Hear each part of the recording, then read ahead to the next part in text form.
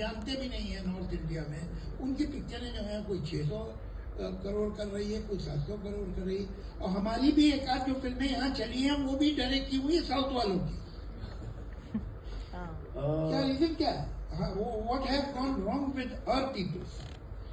Actually मैं इसको south और नॉर्थ देखते ही नहीं हूँ जावेद साहब।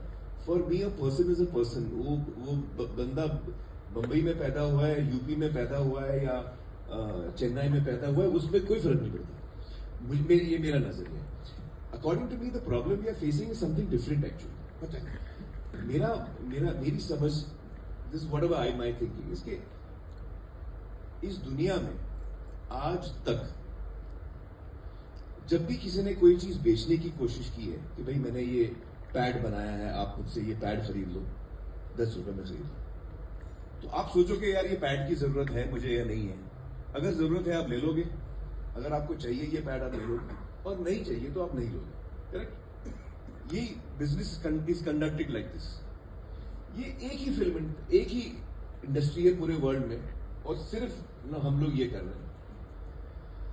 हम क्या कर रहे हैं? हम कह रहे हैं कि भाई ऑडियंस को कि हमारी फिल्म आ रही है, आप आओ टिकट ले लो, और अगर नहीं लिया तो 8 हफ्ते बाद हम आपके घर पे आके ये छोड़ के जाएंगे। ये हमारा बिजनेस मॉडल है। मैं अगर इसमें कुछ भी गलत बोल रहा हूं तो मुझे आप बताइए कि भाई मेरी फिल्म आ रही है, आप आके देखिए, और अगर आप नहीं आएंगे तो 8 हफ्ते बाद मैं आपके घर पे आने वाला हूं, फ्री ऑफ कॉस्ट। फ्री भी नहीं, आप पैसे दे चुके हैं। एक्चुअली आपको शायद याद नहीं, आप पैसे दे चुके, आप मेरी फिल्म खरीद चुके हैं। मुझे नहीं आता एक आदमी को वही चीज 2 दफा बेचना। आपको आता तो बेच दीजिए भाई। तो मुझे नहीं बताइए। तो इसमें ऑब्वियस सवाल ये उठता है कि भाई ये फिल्म क्यों चल गई, फिर वो फिल्म क्यों चल गई। अब ये है कि मुझे जरूरत नहीं है। मैंने आपको बिजनेस मॉडल समझाया।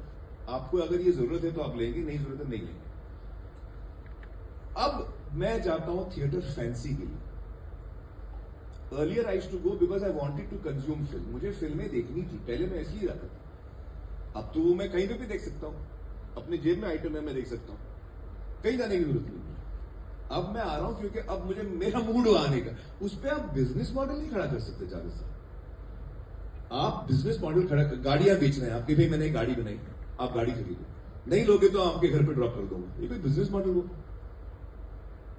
आप बताइए मुझे। तो we have killed our own business. Very very good. How can I sell the same thing to you twice? I don't no.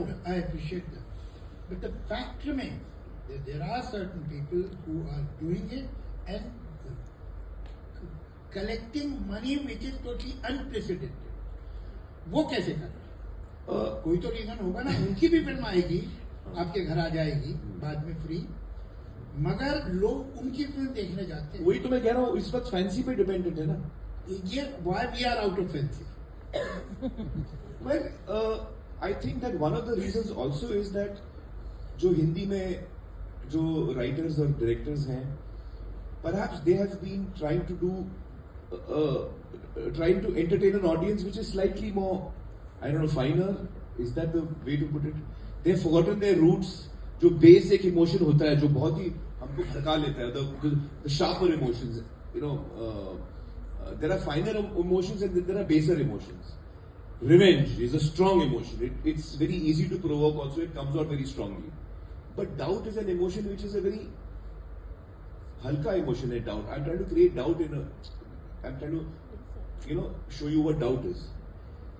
So it's a less attractive emotion. Anger, love, revenge. I'll say yes and no. ये सही बात है कि सलीम जावेद ने revenge तो निचोड़ के फेंक दिया, ये सच है। उसके बाद उसके लॉ ऑफ डिमिनिशिंग यूटिलिटी उस पर aspects of life.